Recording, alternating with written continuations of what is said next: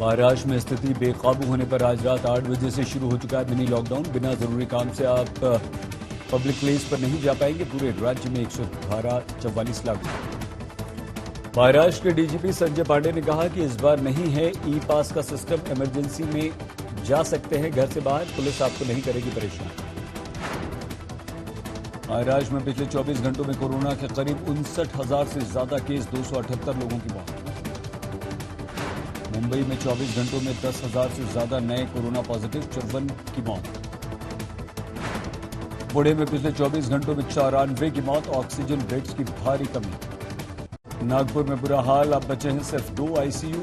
कई दिन पहले ही खत्म हो चुके हैं वेंटिलेटर। महाराष्ट्र के चंद्रपुर में एक भी बेड नहीं बचा। तेलंगाना तक कोरोना मरीजों को लेकर जा रहे हैं घरवाले। नांदेड़ में कम नहीं हो रहा कोरोना का कहर, 28 मरीजों की मौत, 1500 से ज्यादा अकेले नांदेड़ में केस। महाराष्ट्र के चंद्रपुर में बनाए गए लिक्विड ऑक्सीजन प्लांट, अस्पतालों में बढ़ रही है मांग। अकोला के अस्पतालों में ऑक्सीजन सप्लाई में संकट के आसार, खाली सिलेंडर्स की कमी का सामना कर रही हैं कंपनियां। एंटीलिया केस में महाराष्ट्र के पूर्व गृह मंत्री अनिल देशमुख से आज 8 घंटे तक पूछताछ। सुबह डीआरडीओ गेस्ट हाउस पहुंचे देशमुख।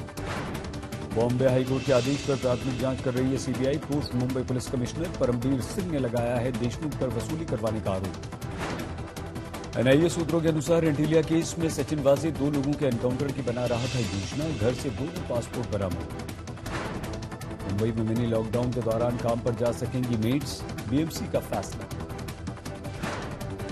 मुंबई से लोगों का पलायन जारी है, रोजी रोटी का जबरदस्त संकट है। हमारे देश में कोरोना संकट को देखते हुए सीबीएसई बोर्ड की 10वीं की परीक्षा रद्द कर दी गई है। 10वीं के बच्चों को अब इंटरनल असेसमेंट के आधार पर पास किया जाएगा। गुजरात में एक दिन में नए संक्रमितों की संख्या पहली बार 7,000 को पार कर गई है। पिछले 24 घंटों में 73 की जान गई। सूरत में कोरोना ने ले ली नवजात बच्चे की जान। सबसे कम उम्र में कोरोना से मरने का यह पहला मामला। अहमदाबाद म्युनिसिपल कॉर्पोरेशन ने एक कंपनी के साथ मिलकर कोरोना के खिलाफ छेड़ दी जंग। कार में बैठे बैठे लोगों के ले रहे हैं सैंपल। अब नया बीआईएस लाइसेंस लेना हो गया सस्ता। सरकार ने स्टार्टअप, छोटे उद्योगों, महिला उद्यमों के लिए 50% छूट का ऐलान किया। दूसरी कोरोना लहर के बीच विकास दर के अनुमान में कमी का सिलसिला जारी। नोमुरा के बाद गोल्डमैन सैक्स ने 2021-22 में लगाया अनुमान। कर्फ्यू, लॉकडाउन के असर से व्यापारी संगठनों का 10 दिनों में 46,000 करोड़ के नुकसान का दावा। सरकार से मांगा राहत का पैकेज। सितंबर तक एयर इंडिया की बिक्री पूरी होने के आसार। टाटा और स्पाइस जेट में मुकाबला। लगातार तीसरे साल अच्छी बारिश होने का अनुमान। स्काईमेट का दावा। कोरोना की दूसरी लहर के कहर के बीच नौकरी पेशा लोगों को मिलेगी राहत। जीनियस कंसल्टेंट्स का दावा, कंपनियां 5 से 10% इंक्रीमेंट देने को हैं तैयार। नमस्कार, आप देख रहे हैं आज तक। आपके साथ मैं हूं सईद अंसारी। स्वागत है आपका मुंबई मेट्रो में। महाराष्ट्र में कोरोना के ब्रेक द चेन मिशन की शुरुआत हो चुकी है। रात 8 बजते ही पाबंदियां लगनी शुरू हो गई हैं। जरूरी सेवाओं को छोड़कर घर से निकलने पर रोक है। आप अपने घर से निकल सकते हैं, लेकिन बहुत जरूरी हो तभी। पुलिस तंग नहीं करेगी, लेकिन न निकलें तो अच्छा होगा। हमारे संवाददाता सौरभ वक्तानिया ने मुंबई की सड़कों पर निकलकर लोगों से बातचीत की, वहां का जायजा लिया। हम आपको आज मुंबई के गेटवे ऑफ इंडिया की तस्वीरें दिखाते हैं। देखिए 8 बज चुका है और मुंबई में जो लॉकडाउन 2 पॉइंट है वो शुरू हो चुका है। आप देखिए जो टूरिस्ट से खचाखच भरा हुआ रहता था गेटवे ऑफ इंडिया, किस तरीके से पूरी तरीके से सन्नाटा पसरा हुआ है। मुंबई पुलिस के ऑफिशियल्स देखिए पेट्रोलिंग करते हुए नजर आ रहे हैं और देखिए पूरा सुनसान आपको ये गेटवे ऑफ इंडिया का पूरी जो सड़कें हैं वो सुनसान नजर आ रही है। कुछ जो लोग थे वो जरूर यहाँ पर मौजूद थे, लेकिन उनको साफ कह दिया पुलिस व कर्मियों ने कि अब जो है लॉकडाउन लग चुका है और आप इस तरीके से बाहर नहीं निकल सकते और आप अपने घरों में ही रहिए। देखिए एक महत्वपूर्ण जानकारी ये भी मैं आपको बता दूं कि लास्ट ईयर जब लॉकडाउन लगा था तो आप जब मेडिकल इमरजेंसी सर्विस हो या और कोई इमरजेंसी काम के लिए बाहर निकल रहे तो आपको ई पासेस लगते थे। अभी कुछ देर पहले महाराष्ट्र के डीजीपी संजय पांडे ने ये साफ कह दिया है कि इस बार आपको ई पासेस की जरूरत नहीं लगेगी। ये बहुत महत्वपूर्ण जानकारी है क्योंकि वो ई पासेस को लेने में काफी ज्यादा समय लग रहा था और लोगों को बाहर निकलने में काफी दिक्कत हो रही थी। जो महाराष्ट्र के डीजीपी है संजय पांडे ने साफ कहा है कि आप इमरजेंसी होगी तो आप अपने घरों से जरूर निकले, लेकिन अननेसेसरी इस चीज का फायदा ना उठाइए। आज भी 9,900 से ज्यादा केसेस आए हैं। पूरे महाराष्ट्र पुलिस की बात करूं तो 3,000 अभी एक्टिव केसेस है। तो इस तरीके से इतना वैक्सीनेशन होने के बाद भी जिस तरीके से केसेस थमने का नाम नहीं ले रहे। आज भी जब हमने जो मिनिस्टर्स है उनसे बात की तो उन्होंने कहा कि कई सारी गाइडलाइंस दी गई थी लेकिन केसेस कम नहीं हो रहे हैं। तो ये बहुत चिंताजनक है। टेस्टिंग कम नहीं की जा रही है। आपको मैं बता दूं जो हाई राइसेस बिल्डिंग होती है वो सबसे बड़ा चिंताजनक है, क्योंकि आपको बता दूं पूरे मुंबई में 995 बिल्डिंग्स ऐसी है जो पूरी तरीके से सील की गई है, कंटामिनेटेड जोन है। तो बेड्स की समस्या बहुत ज्यादा है, वेंटिलेटर्स के बेड नहीं मिल रहे, ऑक्सीजन की कमी है, हालत बहुत ही ज्यादा चिंताजनक है। महाराष्ट्र में इस समय कोरोना मरीजों के लिए ऑक्सीजन सिलेंडर्स की भयंकर कमी है। महाराष्ट्र सरकार ने पड़ोसी राज्यों जैसे गुजरात, मध्य प्रदेश और छत्तीसगढ़ से ऑक्सीजन की मदद मांगी है, पर इन राज्यों ने भी अपने यहां बढ़ रही मांग को देखते हुए ऑक्सीजन देने से महाराष्ट्र को मना कर दिया है। महाराष्ट्र में करीब 1200 मीट्रिक टन ऑक्सीजन का उत्पादन हो रहा है, जो मांग को देखते हुए नाकाफी है। ऑक्सीजन सिलेंडर्स की कमी से मरीज दम तोड़ रहे हैं और ये बेहद बेहद गंभीर है। पुणे के पिंपरी चिंचवड़ में इमरान शेख के रिश्तेदार को कोरोना हुआ है। उन्हें ओजस अस्पताल के डॉक्टरों ने ऑक्सीजन सिलेंडर का इंतजाम करने को कहा था। इमरान को हर जगह से ना सुनने को मिल रही थी। अब पेशेंट तो सीरियस है, उसको ऑक्सीजन की जरूरत है। अब यहाँ पर मैं कम से कम 4-5 क्लिनिक पे घुमा हूँ, ऑक्सीजन किसके पास भी अवेलेबल नहीं है। और जो भी जा रहा है तो बोले ऑक्सीजन है, तो हमें एक एड्रेस दिया, हम उधर ऑक्सीजन केस में गए, वो भी बोल रहा है कि हमारे को ऊपर से साटा पूरा हमारे को कवर नहीं हो रहा है। इस वक्त पुणे में अस्पताल के बाहर ऑक्सीजन बेड के लिए धक्के खाते कोरोना मरीजों के रिश्तेदार हर तरफ दिख रहे हैं। कल से अपना प्रॉब्लम था, पर मैंने देखा हर जगह पे, पूरे पूना में कहीं पर भी मेरे को पलंग नहीं मिला, पर एंड में जाके इधर टेम्पररी आईसीयू मिला। पर इधर भी अभी ऑलमोस्ट 6 घंटे में इन्होंने बोल दिया कि नहीं, इनको और दूसरा आईसीयू में लेके जाओ। और मैं पिछले 3 घंटे से ऑलमोस्ट पूरे हर हॉस्पिटल में चेक कर रहा हूँ, पर कहीं पर भी मेरे को नहीं मिल रहा है। कौन है आपने किसको एडमिट किया? पप्पा को एडमिट किया मेरे। क्या परेशानी हो रही है? उनको थोड़ा ब्रीदिंग में प्रॉब्लम हो रहा है। आज तक ने ऑक्सीजन की सप्लाई करने वाले सप्लायर से बात की। उन्होंने बताया कि डिमांड ज्यादा होने से उन्हें भी पीछे से कंपनी सप्लाई नहीं कर पा रही है। अभी की स्थिति ऐसा है ऑक्सीजन के बारे में, तो रिक्वायरमेंट ज्यादा बढ़ गई है, उसके कारण मटेरियल थोड़ा शॉर्टेज है ऊपर से। तो अभी पेशेंट लोग होम क्वारंटाइन हो रहे बहुत सारे, उनके भी कॉल कंटिन्यू आ जाते हैं, उनको भी सिलेंडर मिलता नहीं टाइम पे, तो मिलता ही नहीं, तो बहुत दिक्कत आ रही है पेशेंट लोगों को। हॉस्पिटल में भी जो पहले 10% लगने का, वहाँ पे अभी 60-70% पे ऑक्सीजन का ही ज्यादा मांगनी है। अभी महाराष्ट्र के कई जिलों ऑक्सीजन सिलेंडरों की कमी से जूझ रहे हैं।